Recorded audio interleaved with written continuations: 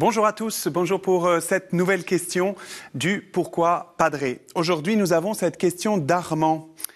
Comment reconnaître quand Dieu nous parle et Dieu nous parle-t-il toujours comme dans l'Ancien Testament? La réponse est simple, Armand. La réponse est oui. Dieu ne cesse de parler. Dieu ne cesse de nous parler. En fait, Dieu se fait connaître par sa parole et désire entrer en dialogue avec l'humanité et avec chacun de nous. Dieu est même désigné dans le prologue de l'évangile de Saint Jean comme le logos, comme la parole rationnelle, le verbe par lequel tout a été fait. Dieu, qui est amour, exprime cet amour depuis toute éternité par son verbe, par sa parole dans l'Esprit Saint. Donc oui, Dieu continue à parler et cela sera toujours le cas. Dieu parle par sa parole, naturellement.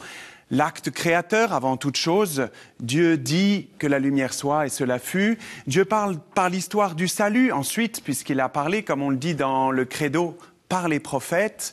Puis Dieu parle bien sûr par l'événement central, qu'est l'incarnation du Verbe en la personne de Jésus.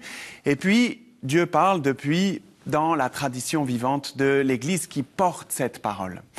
Donc aujourd'hui, pour chacun d'entre nous, cette parole reste vivante. On entend parfois que le christianisme serait une religion du livre. En fait, il n'en est rien. Nous sommes habités par une parole que nous recevons sans cesse. Dieu nous parle aujourd'hui.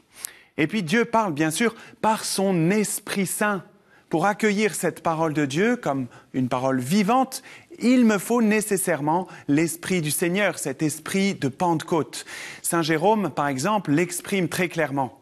Nous ne pouvons arriver à comprendre l'Écriture sans l'aide de l'Esprit Saint qui l'a inspirée.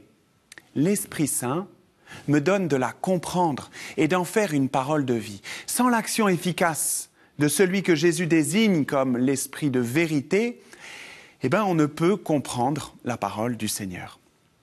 Et puis parfois aussi, l'Esprit Saint peut me parler directement dans le silence de mon cœur, dans la prière. Cela est plus personnel encore. Cela m'arrive par exemple régulièrement, simplement. Une idée, une réponse, une intuition qui vient pendant la prière avec cette assurance intérieure qui se manifeste par la paix souvent, qu'elle vient de Dieu, ce qui est parfois confirmé par ailleurs. Et puis plus largement encore, Dieu parle au travers de notre histoire, des rencontres que nous pouvons faire. Et il s'agit alors de prendre le temps de relire ce qui nous est donné de vivre. C'est la nécessité d'une relecture dans la prière. Où et comment Dieu s'est-il manifesté à moi dans ma journée? Comment a-t-il fait résonner pour moi sa parole, son exhortation à le suivre, à être saint, à vivre la charité, à m'approcher de lui dans tel sacrement? Autrement dit, le premier commandement donné par Dieu à Moïse sur la montagne, Shema Israël, reste tout à fait d'actualité.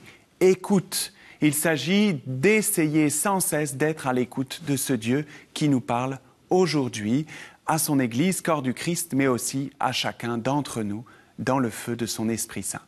Merci pour cette question, cher Armand. Merci pour toutes vos questions que vous pouvez envoyer pourquoipadré@kto.tv.com et vous retrouverez cette vidéo, toutes les autres, sur le site de KTO. Soyez bénis et soyez saints.